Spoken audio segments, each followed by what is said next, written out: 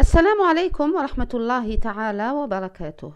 On se retrouve de nouveau pour nos séances de travaux dirigés, mais cette fois-ci, on va entamer la série numéro 2 qui traite de l'étude des quadripoles.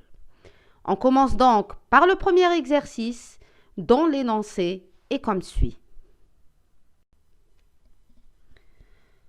On est en présence donc dans cet exercice de deux quadripoles en T. Le premier est un quadripole donc formé par deux résistances et un condensateur de capacité de C. Le second est constitué par deux condensateurs de capacité C et une résistance de valeur R sur 2. Alors, on nous demande de choisir l'un de ces quadripoles pour répondre aux questions. Donc, notre choix va porter probablement sur le premier. Pourquoi pas? C'est un choix au hasard. Donc, on va s'intéresser au premier quadripole. Et les questions qu'on nous demande, auxquelles on nous demande de répondre sont les suivantes. Donc, dans une première étape, il est demandé de déterminer les éléments des matrices impédance des quadripoles donnés. Dans une seconde étape, on nous demande de déduire donc les schémas équivalents en fonction des ZIJ déterminés dans la question 1. Et enfin, de déduire à partir de la représentation impédance les éléments des matrices admittance et hybride de ces deux quadripoles.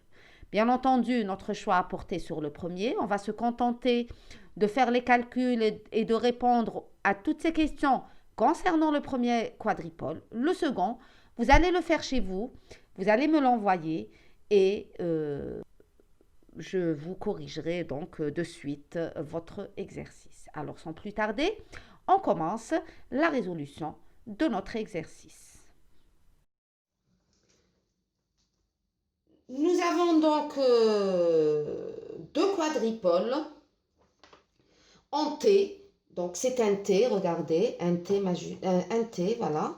Donc, on va se contenter, comme il est bien dit sur l'énoncé, on va se contenter de faire le premier circuit qui est donné, le second.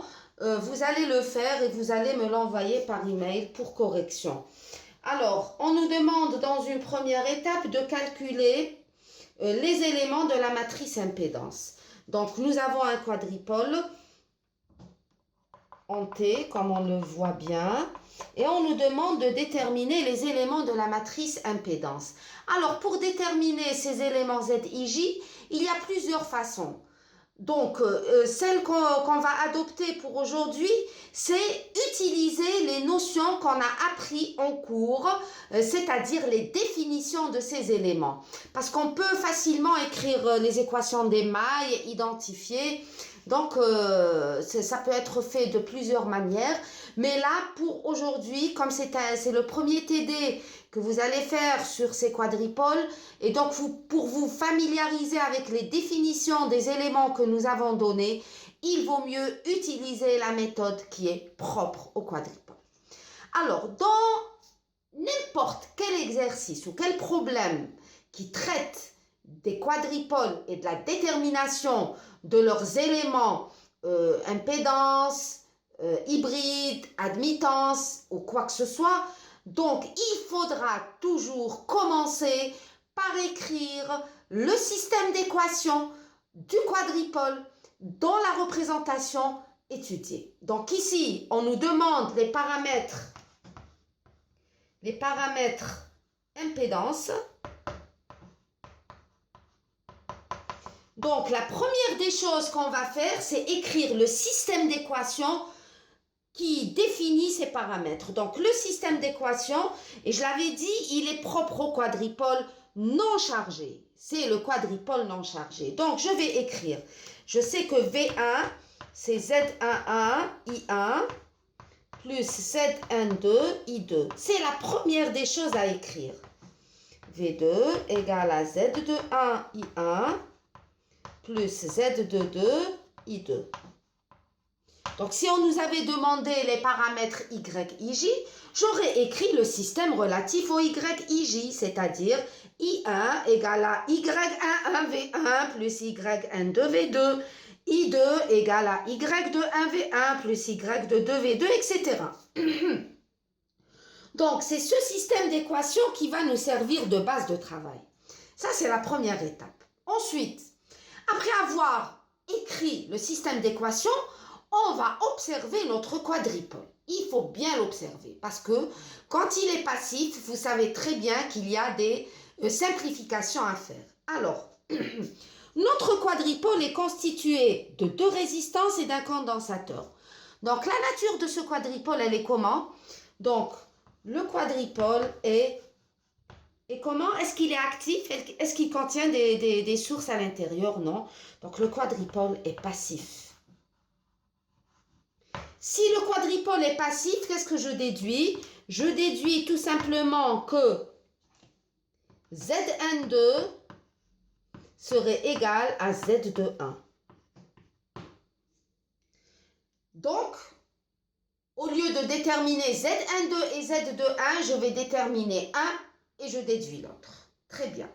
Maintenant, regardez, si je me place de ce côté, qu'est-ce que je vais voir? Je vais voir une résistance R, un condensateur de C et une résistance R de l'autre bout de la barre. Si je me place de ce côté, je vais voir la même chose, n'est-ce pas? Je vais voir donc une résistance, un condensateur et une résistance. Donc, qu'est-ce que je peux dire de mon quadripole? Le quadripole est symétrique. Ceci voudra dire, alors, qu'est-ce qu'on avait établi en cours? Si le quadripole est symétrique, ça voudra dire que Z11 serait égal à Z de 2. Donc, pour notre quadripole, pour notre exercice, j'ai un quadripole qui est passif symétrique. Donc, ces conditions, elles sont vérifiées en même temps. D'accord? Donc, dans notre cas, le quadripole est passif symétrique. Donc, je mettrai ici Q, donc passif symétrique. Ça voudra dire que j'ai les deux conditions qui sont vérifiées. Z12 égale à Z21 et Z11 égale à Z22. Voilà.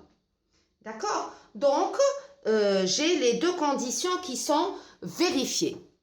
Maintenant, comment allons-nous déterminer Z11 et Z12 ou bien Z21 et Z22, peu importe. Alors, il suffira de travailler comme on a fait en cours, tout simplement. Alors, j'observe mon système d'équations et je me dis, bon, si je devais annuler ce I2, si ces deux relations n'existaient pas, qu'est-ce que je vais obtenir? Je vais avoir que Z11, c'est V1 sur I1 lorsque I2 égale 0. Et Z21, c'est V2 sur I1 lorsque I2 égale 0. Donc, si j'annule I2, je peux avoir Z11 et Z21. Et donc, je déduis Z22 et Z12. D'accord? Et je peux aussi travailler, si j'annule ce terme, je peux obtenir Z12 et Z22 et je déduis les autres.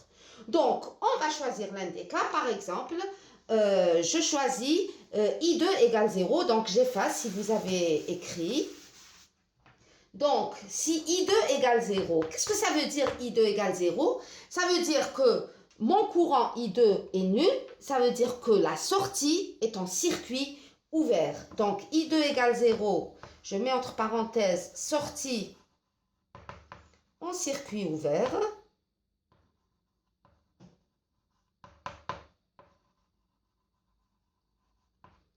Et à ce moment-là, ces deux relations vont disparaître et je vais avoir tout simplement V1 égale à Z11 I1 et V2 égale à Z21 I1.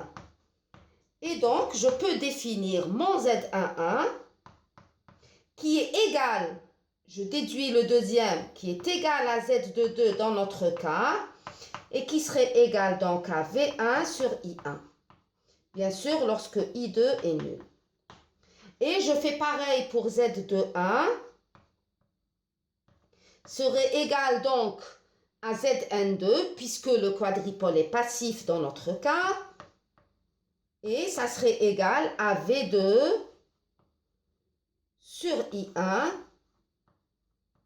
lorsque I2 égale à 0.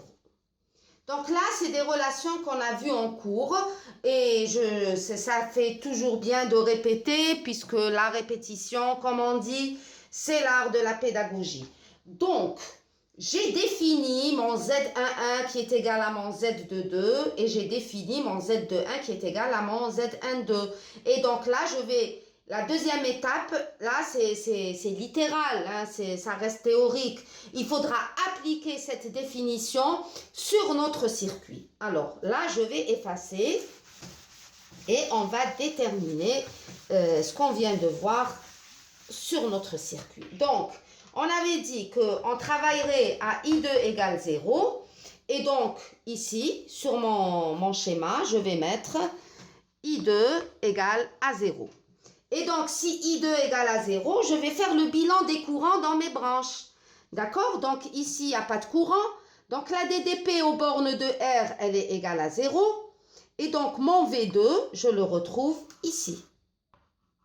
Donc, mon V2, je le retrouve ici. Si I2 égale 0. Et mon I1, puisque là, c'est 0, le nœud, j'écris I1 plus I2 qui est égal à 0, va donner le courant qui va passer dans 2C. Et donc, le courant qui passe dans 2C, c'est quoi? C'est I1, très bien. Voilà. Et là, ça devient très, très simple. Ça devient très, très simple. On oublie toujours de mettre la masse, hein, mais la terre, mais bien sûr, elle y est. Hein. Donc, le premier élément qu'on va écrire, c'est Z11 qui est égal à V1 sur I1 lorsque I2 est nul. Alors, si l'équation de ma première maille, si j'écris l'équation donc de ma première maille, donc maille 1, hein, si j'écris l'équation de cette maille, qu'est-ce qu'elle va me donner? Elle va me donner donc la DDP aux bornes de 2C plus la DDP aux bornes de R va être égale à la DDP V1. Donc, V1 serait égal tout simplement à Z2C I1 plus RI1. Et donc, V1 sur I1 qui est égal à Z11 qui est égal à Z22 serait égal à R plus 1 sur 2JC oméga. Tout simplement. Donc, ça, c'est mon Z11 qui est égal à Z22.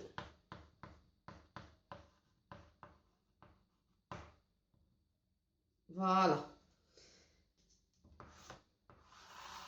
Je peux le laisser comme ça, je fais monter le J, je vais avoir une forme standard. De toutes les façons, d'un nombre complexe, je vais le faire.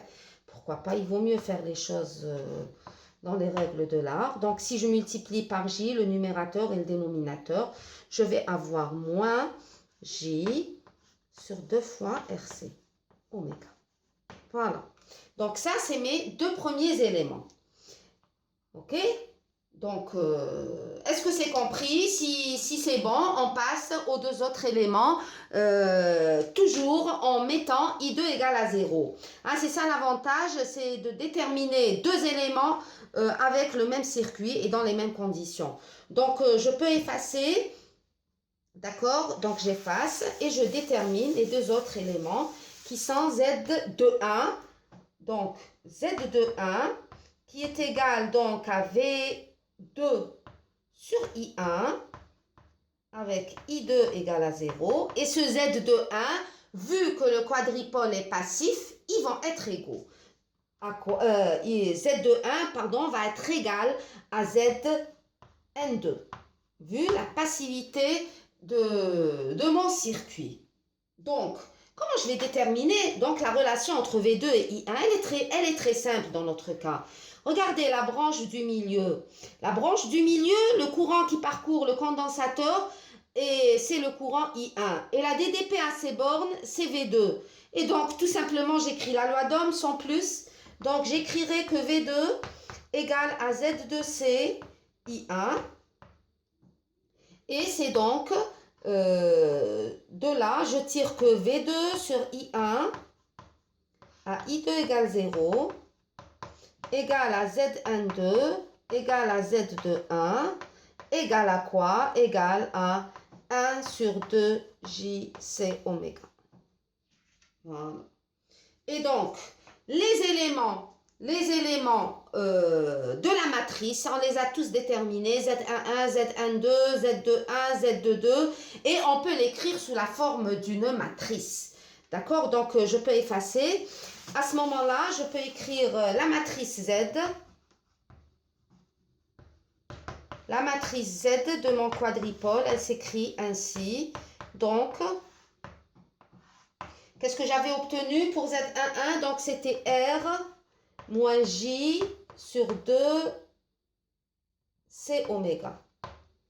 Et là, j'en viens de le faire, donc c'est moins J sur 2 C oméga. Là, c'est le même, moins J sur 2 C oméga. Et là, c'est le même, puisqu'il est symétrique. Voilà.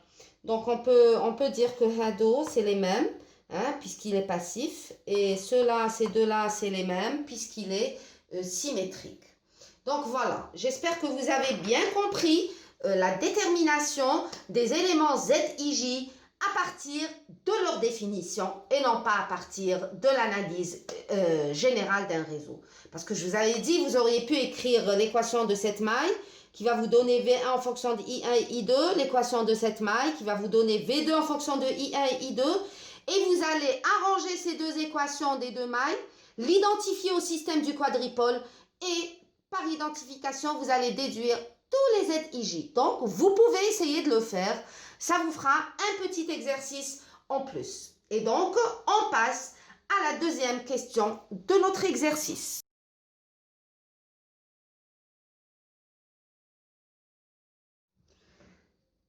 On nous demande donc maintenant d'établir le schéma équivalent de ce quadripôle en T en représentation Z. Alors là aussi, on l'a vu en cours, mais on va le refaire quand même. Alors, le système d'équations de n'importe quel quadripôle en représentation Z, en fonction des ZIJ générales et non pas spécifiques au quadripôle étudié, c'est le système qu'on vient d'établir, qu'on a utilisé plutôt tout à l'heure et dont on vient d'établir les éléments ZIJ particuliers de notre cas. Alors, maintenant, si on veut donner le schéma équivalent à ce quadripôle en représentation Z, on va utiliser ce système d'équations qui n'est autre que les deux équations de deux mailles. Donc là, c'est la maille 1 et là, c'est la maille 2. Alors, vous allez bien suivre avec moi comment je vais dessiner le schéma équivalent en utilisant ces deux équations de mailles. Alors, si je prends la première équation, hein, c'est l'équation d'une maille, n'est-ce pas? Puisque j'ai V1, donc je vais suivre les instructions ici. V1, je fais ça, qui va être égal à quoi? Donc, je sais très bien que mon quadripôle, j'ai un courant I1 d'entrée et une tension V1 d'entrée. J'ai le trait de masse. Et en sortie, j'ai aussi donc V2 et j'ai un courant de sortie, voilà, qui est entrant. Et là, je vais remplir ce qu'il y a à l'intérieur. C'est que tout ce que je sais, c'est que la carcasse de mon quadripôle, elle est comme ça. Ce qui va pas changer du tout, c'est bien les bornes d'entrée et les bornes de sortie. Maintenant, ce que je vais mettre à l'intérieur des ZIJ, je vais mettre le quadripôle en T, je vais mettre une représentation en Y, peu importe pour moi. Là, je vais confectionner ce qu'il y a à l'intérieur. Alors ici, qu'est-ce que je remarque? Je remarque que V1, c'est la somme de deux termes. Le premier terme, c'est un facteur Z11 qui est multiplié par le même courant I1. Donc ça me dit, bon, Z1, je sais que c'est une impédance qui est parcourue par un courant I1. Donc la DDP au bord de cette impédance, c'est Z11 I1. Et donc, je pourrais mettre ici que c'est un élément Z11 qui est parcouru par le courant I1. D'accord? Mais le second terme, Z12I2, c'est pas la même chose. C'est vrai que Z12 est une impédance. On a vu que c'était l'impédance de transfert direct. Mais elle n'est pas parcourue par le courant I1. Donc je ne peux pas mettre un Z12 ici. C'est pas possible. Donc ça me fait penser à quoi ce terme? Z12I2, il vous fait penser à quoi? Puisque le courant qui circule dans la maille I1, c'est pas le même que celui-là. Et donc, je vais me dire, bon, qu'est-ce que ça pourrait être? C'est un terme en courant, mais qui me donne une DDP. Z12I2 est une DDP. Et donc, je pense tout de suite à une source de tension contrôlée par le courant de sortie. Et donc, je pourrais mettre ici une source de tension de FEM Z12I2. D'accord? Pourquoi? Parce que vous allez voir, bon, quand je vais terminer la deuxième partie, on va discuter un peu de cette façon de représenter. Donc, si j'écris l'équation de la maille telle qu'elle est ici, je vais avoir la DDP Z12I2 plus la DDP au bord de Z11 qui est égale à Z11I1, puisque I1 il est là, d'accord, est égal à la tension V1. Donc, je retrouve ma première équation. Et avec le même raisonnement, j'aboutis à la seconde. C'est exactement la même chose. Donc, je vais me dire que j'ai Z22I2, donc puisque c'est le courant I2 ici, donc je vais mettre un Z22, une impédance Z22, qui est parcourue par le courant I2. D'accord? Et donc là, c'est aussi une source de tension qui est contrôlée par le courant I1 de l'entrée. Et là, donc, c'est Z21 I1.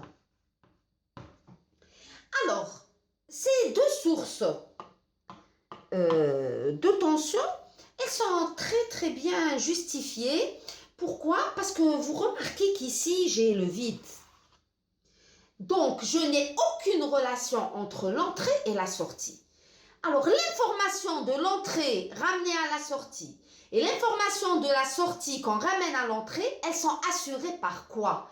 Elles sont assurées justement par Z12 et Z21. Et c'est pour ça qu'on les appelle impédance de transfert.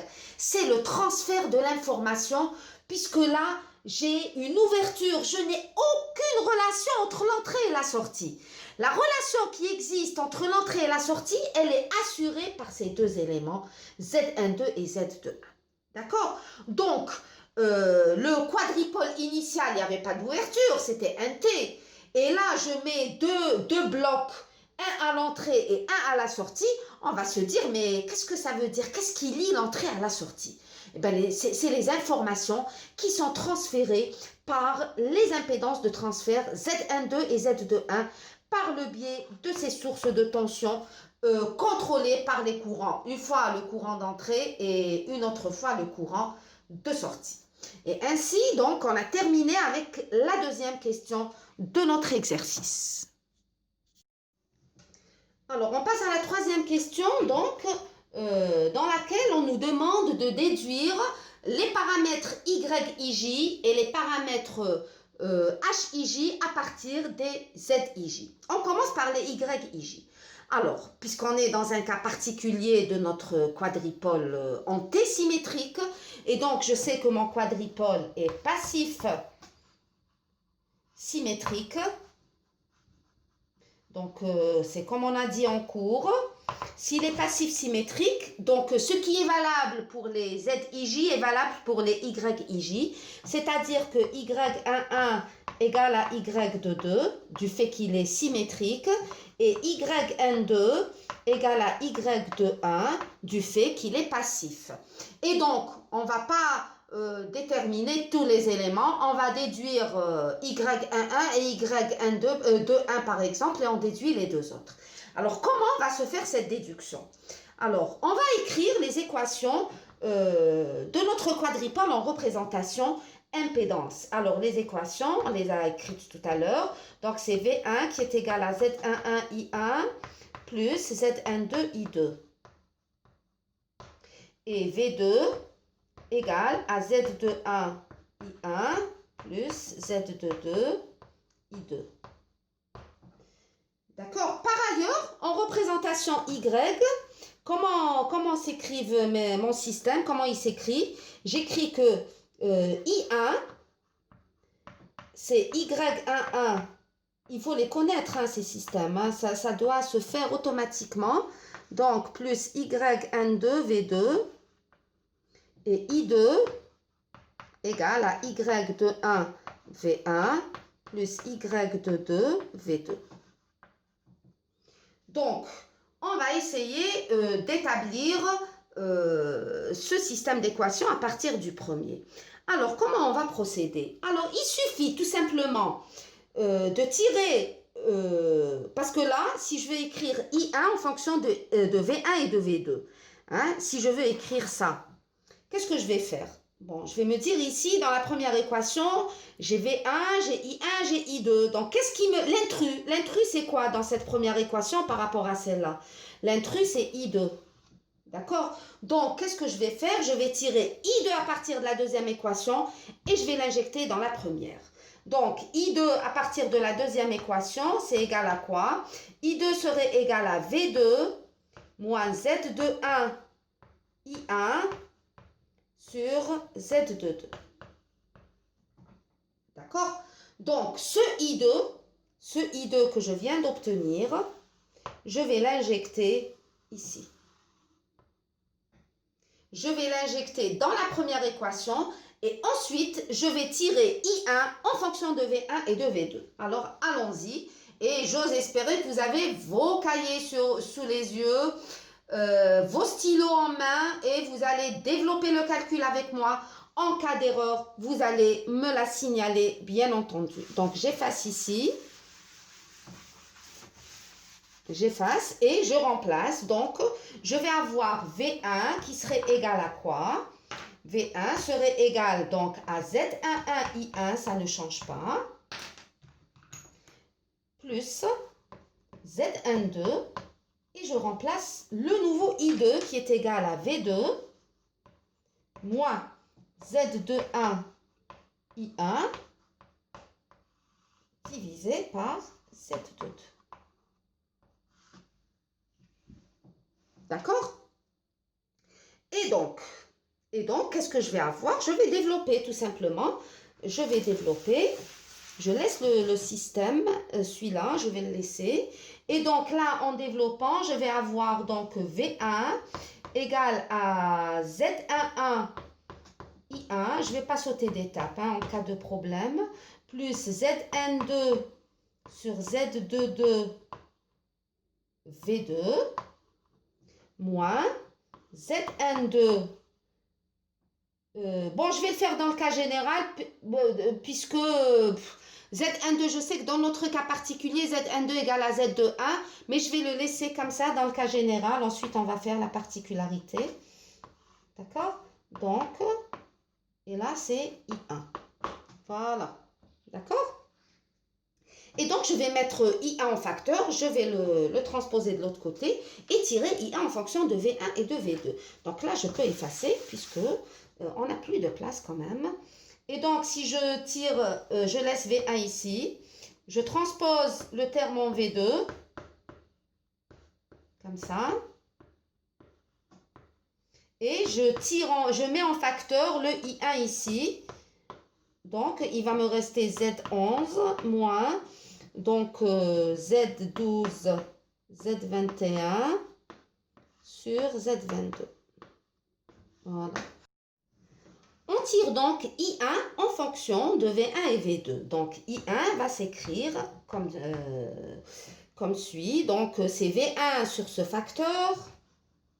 V1 sur Z11 moins Z12, Z21 sur Z22, d'accord, moins, donc, V2, donc Z12 sur Z22, V2, divisé par ce facteur. Donc, Z11 moins Z22, Z21 sur Z22. Alors, on va d'abord vérifier l'équation en dimension. Est-ce que ça tient la route? Donc, un Z avec un Z, Z moins Z. Donc là, c'est bon. Donc, si j'identifie ça, ça serait quoi? Ça serait Y11. D'accord? Et là, comment je vais faire? Je vais donc ça, c'est bon. C'est un Z avec un Z. Hada, avec celui-là, il va simplifier. Je vais avoir donc, effectivement, l'unité d'une admittance. Et tout ça, c'est quoi? Donc, c'est Y11V1 plus Y12V2. Donc, ça, c'est Y12. D'accord? Donc, si j'utilise le fait qu'on est en présence d'un quadripôle passif symétrique, hein, si on utilise le fait qu'on est en présence d'un quadripôle passif symétrique, je vais donc mettre que Z11 égale à Z22, donc quadripôle passif symétrique.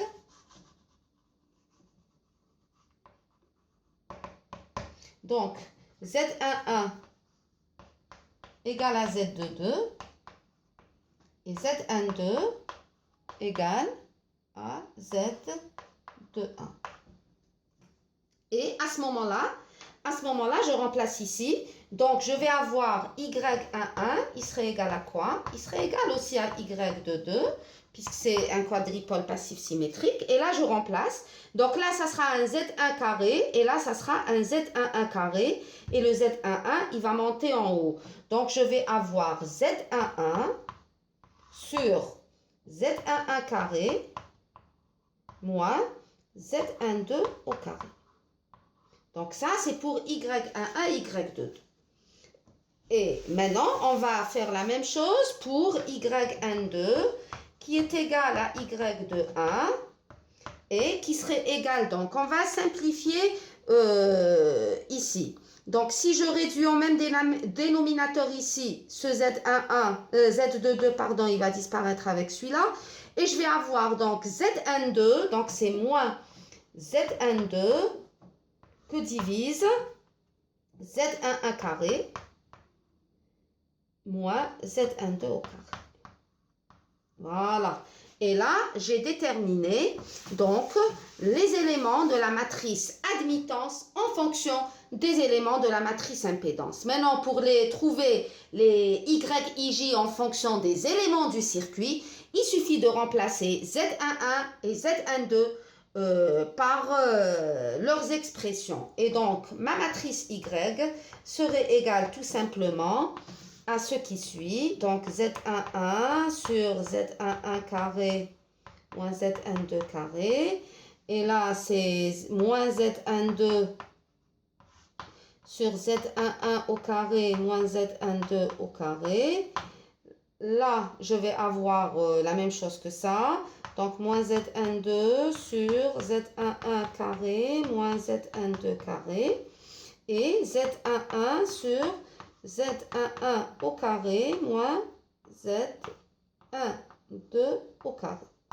Donc là, ça, c'est la matrice Y. Ça, c'est la matrice Y. Comment? Maintenant, on va faire la même chose un peu pour déduire les éléments HIJ à partir des éléments de la matrice Z. Nous allons donc déterminer maintenant les paramètres HIJ en fonction des ZIJ. Donc, c'est en fait une déduction des HIJ à partir de la représentation Z. Alors là, c'est simple. Alors, le système d'équation du quadripôle en représentation Z, c'est celui-là. Et le système d'équation en représentation hybride, c'est celui-là. Donc, je voudrais exprimer mes HIJ en fonction des ZIJ. Comment devrons-nous raisonner? Alors, l'idéal, c'est, à partir de ces équations, établir une relation entre V1, I1 et V2. I2, I1 et V2. D'accord? Donc, maintenant, je vais me charger donc de la première équation. Comment je vais faire? J'ai V1 égale à H11I1 plus H12I2. Mais bon, ça, c'est le résultat auquel je veux arriver. Donc, je vais démarrer d'où? Je vais démarrer de mes équations de la représentation impédance. Donc, la première équation, elle me donne V1 égale à Z11I1 plus Z12I2. Qu'est-ce qui me dérange dans tout ça? C'est le terme I2 qui devrait se transformer en V2. Donc, comment je vais faire ceci? Je vais tirer I2 de la deuxième équation, je vais l'injecter dans la première et j'obtiendrai ma première équation des paramètres HIJ. Donc, l'équation 2 implique que I2 égale à V2 moins Z21 I1 sur Z22. Ce I2, je vais l'injecter dans la première équation. D'accord? Et donc, mon V1 va être égal à Z11I1 plus Z12, j'ouvre une parenthèse, donc c'est V2 moins Z21 I1 sur Z22. Et donc mon V1 va être égal à quoi? À Z11 plus, donc moins plutôt, je vais factoriser ici, donc Z12, Z21 sur Z22, Z12, Z21 sur Z22, I1 plus Z12 sur Z22 V2. Donc, si j'identifie cette dernière relation entre V1, I1 et V2 avec la première équation du quadripôle en représentation H, qu'est-ce que je déduis? Je déduis tout simplement que ce premier terme n'est autre que H11 et ce second terme n'est autre que H12. D'accord? Donc, à partir de là, je peux écrire H11 égale et H12 égale. D'accord? Donc, je peux effacer ici. Et je l'écris tout en bas ici, Naya. Donc, H11 serait égal, donc si je réduis au même dénominateur, et sachant que Z11 égale à Z22 vu la symétrie du quadripôle, et Z12 égale à Z21 vu la passivité du quadripôle, je vais avoir donc que H11 c'est Z11 au carré moins Z12 au carré sur Z22. Ça, c'est pour H11. Et H12, il est plus simple. H12 serait, le tableau est petit, donc bon. Donc, c'est Z12 sur Z22. Donc, ça, c'est les deux premiers éléments déduits donc des ZIJ. Alors, vous remarquez ici que même si le quadripôle est passif ou symétrique, on doit calculer tous les HIJ. D'accord? On doit tous les calculer. Alors, les deux paramètres qui nous restent à déterminer, c'est H21 et H22. H21 et H22, comment on va faire? Donc, la déduction de H21 et H22, elle se fait en établissant une relation entre I2, I1 et V2. Donc, là, celle-là, elle est plus simple que la première. Pourquoi? Parce que là, l'équation 2 de la matrice du système impédance, je peux tirer I2 directement en fonction de ce que je veux. Et donc, je vais avoir à partir de là, I2 serait égal à V2 sur Z22 moins, donc ce terme sur Z22. Après avoir transposé,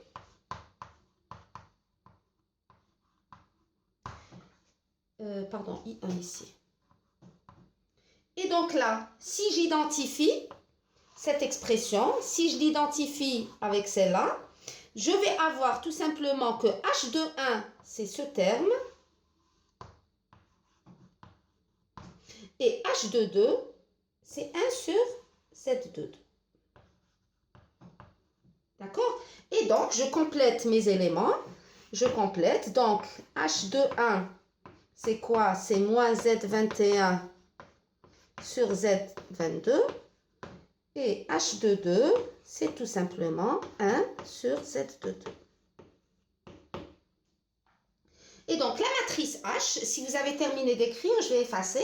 La matrice H, donc, elle va s'écrire comme suit.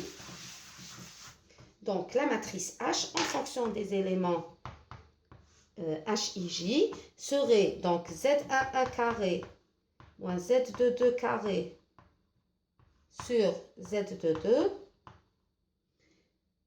Z12 sur Z11 moins Z21 sur Z22 et 1 sur Z22. Alors, regardez, il y a une particularité pour notre ici, c'est Zn2, hein? C'est Zn2 carré, pardon. Donc, ici, c'est Zn2 carré. J'ai pas fait d'erreur en recopiant, non? Alors, il y a une petite particularité dans ce cas. Regardez, bon, j'efface, j'en ai plus besoin ici. Si j'utilise le fait que mon quadripôle est passif symétrique, qu'est-ce que j'ai? J'ai Zn2 égale à Z21 et Z11 égale à Z22. Et à ce moment-là, je vais avoir Hn2 égale à moins H21. D'accord? Zn2 égale à moins... Hn2 serait égal à moins H21. Donc, je peux le réécrire comme ça. Donc, c'est Z11 carré moins Zn2 carré. J'aurais pu ne pas le réécrire, mais c'est pas grave. Z22. Et là, c'est Zn2 sur Z11. Et ça, c'est moins Zn2 sur Z11. Et là, c'est 1 sur Z22 ou Z11. C'est kiff-kiff puisqu'ils sont égaux. Voilà. Donc, ainsi se termine notre exercice. Vous allez refaire exactement la même chose pour le circuit numéro 2. Et comme je l'avais dit en début de séance, vous allez me l'envoyer pour correction. Et si vous n'avez pas de questions, si vous avez tout compris, tant mieux. Alhamdoulilah. Si vous n'avez pas tout compris, c'est normal. Les questions seraient les bienvenues dans ce cas. Vous me les envoyez, je vous réponds. Et donc, d'ici la prochaine séance, je vous dis bonne journée, bon courage. Wassalamu alaikum wa rahmatullahi ta'ala wa barakatuh.